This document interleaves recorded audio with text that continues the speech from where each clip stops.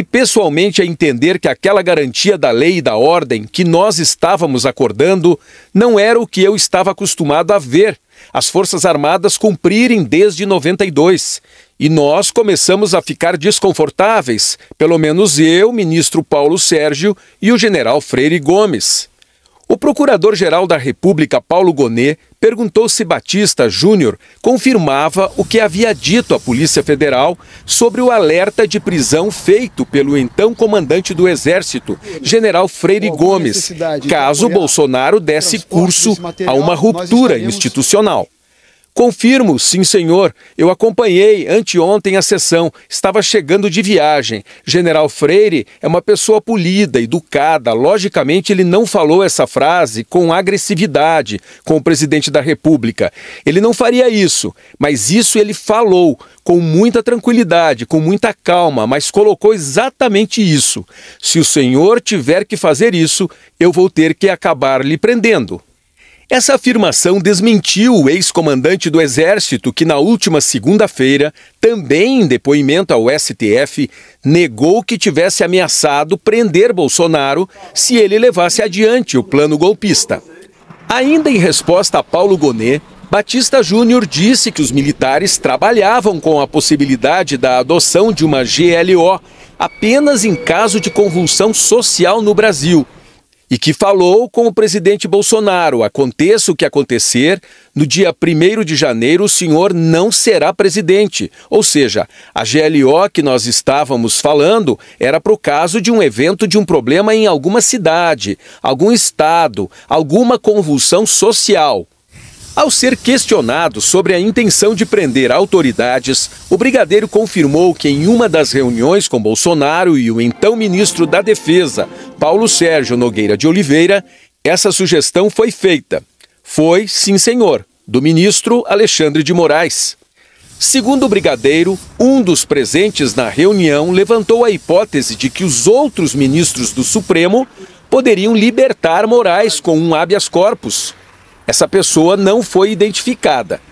Nós prendemos o presidente Alexandre de Moraes, que é o presidente do TSE, vai amanhã ao STF, vai dar habeas corpus para soltar ele. E aí nós vamos fazer o quê? Prender os outros 11? Mas esse era um brainstorm, buscando uma solução que já estava no campo do desconforto. Pelo menos, para mim, estava. Batista Júnior confirmou que numa das reuniões em que Bolsonaro estava presente, o então comandante da Marinha, almirante Almir Garnier, se dispôs a apoiar o plano golpista. Dessas reuniões eu tenho uma visão muito passiva do almirante Garnier. Eu lembro que o Paulo Sérgio, Freire Gomes e eu conversávamos mais, debatíamos muito, tentávamos demover a mais o presidente. Em uma dessas, chegou um ponto que ele falou que as tropas da Marinha estariam à disposição do presidente. O ex-comandante da Aeronáutica também confirmou a existência da chamada Minuta do Golpe. Disse que o documento foi apresentado a ele, a Freire Gomes e ao então comandante da Marinha, Almir Garnier, no dia 14 de dezembro de 2022, pelo então ministro da Defesa, Paulo Sérgio Nogueira de Oliveira. O estado de sítio era uma coisa que eu não imaginava que fosse aparecer essa expressão. Ele falou assim: eu trouxe aqui um documento que é para vocês analisarem. Logicamente, com base em tudo o que estava acontecendo, eu perguntei para ele: esse documento prevê a não assunção no dia 1º de janeiro do presidente eleito? Ele falou sim. Daí eu falei: não admito sequer receber este documento. Não ficarei aqui. Levantei, saí da sala e fui embora. Paulo Gonet perguntou: depois que o senhor se opôs à minuta de forma tão enfática, o senhor sofreu alguma espécie de ataque ou pressão presencialmente ou virtualmente?